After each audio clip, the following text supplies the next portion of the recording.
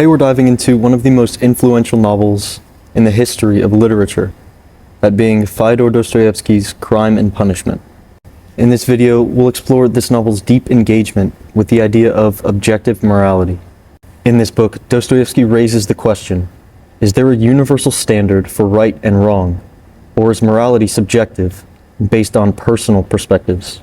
Let's break down how Dostoevsky argues for the existence of an objective morality, using his character Raskolnikov as a lens to understand this complex issue. First of all, let's begin by understanding Raskolnikov's moral dilemma. Crime and Punishment begins with our protagonist, Raskolnikov, a poor student in 19th century St. Petersburg, Russia. He's struggling with ambition, poverty, and a worldview influenced by radical ideas of relativism. At the start of the novel, he's not concerned by moral right or wrong. He's more focused on his grand plans and his intellectual superiority. Raskolnikov believes that some people, like himself, are simply above the law, and they have the right to break rules if it serves the greater good.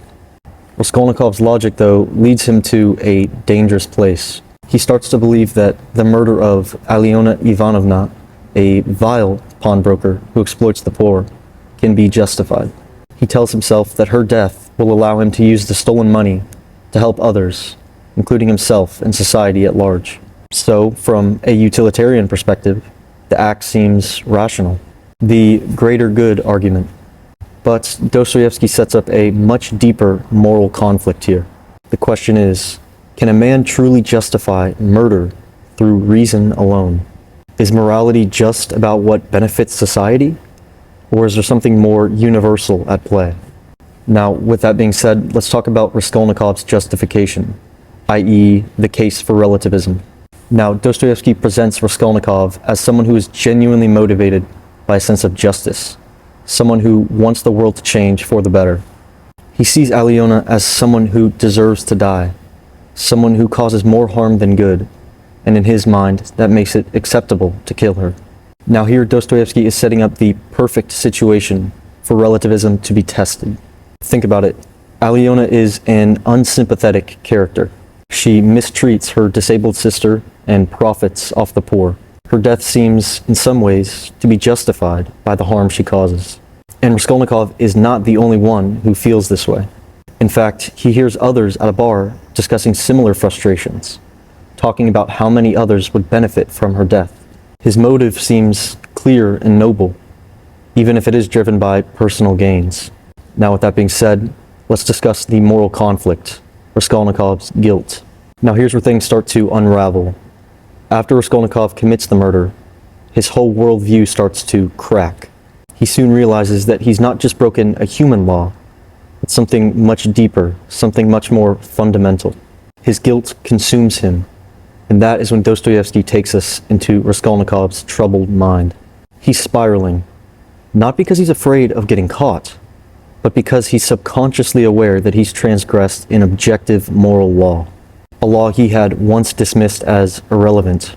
As the novel progresses, Raskolnikov becomes obsessed with his guilt. His physical and mental health deteriorates, and he starts hiding the stolen money, refusing to touch it. He realizes that, regardless of his reasoning, murder is not justifiable. It's an act that goes against something more profound than his own personal justifications. His growing guilt is a reflection of what Dostoevsky is ultimately trying to convey, that there is a universal moral law, one that transcends personal reasoning and subjective beliefs. Now, with that being said, let's talk about the role of Sonia in Raskolnikov's redemption and morality. Now enter Sonia, the selfless Christian woman who becomes Raskolnikov's confidant. She is a stark contrast to him. Despite being forced into prostitution, she never once justifies her actions based on circumstances. She knows her life is wrong, but unlike Raskolnikov, she doesn't make excuses. Sonia represents the moral framework Dostoevsky himself supports, that being one rooted in traditional Christian values. Her compassion and forgiveness play a crucial role in Raskolnikov's eventual realization.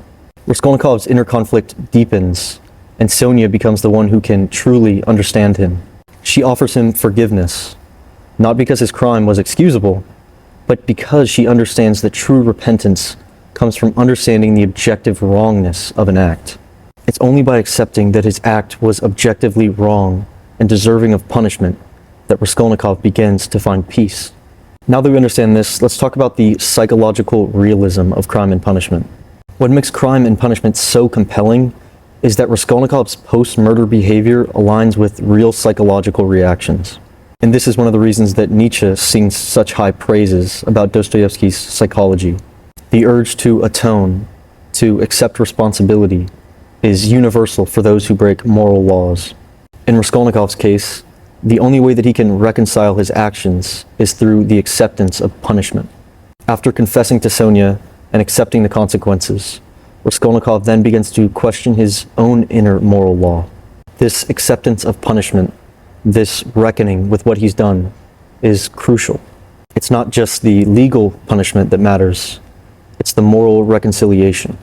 Raskolnikov's journey from rationalizing murder to finally accepting its objective wrongness highlights Dostoevsky's core message.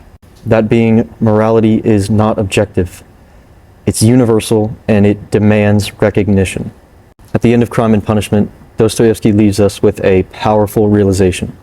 We simply cannot live according to our own subjective views of right and wrong.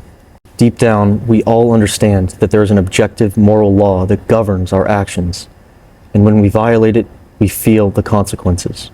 Not just in terms of punishment, but in terms of guilt and psychological breakdown. Raskolnikov's journey is a powerful reminder that we cannot escape the moral truths of the world, no matter how hard we try. Thanks for watching. I'd love to hear your thoughts on this book. What do you think about Raskolnikov and his moral journey? Drop your comments below, and I'll see you in the next video.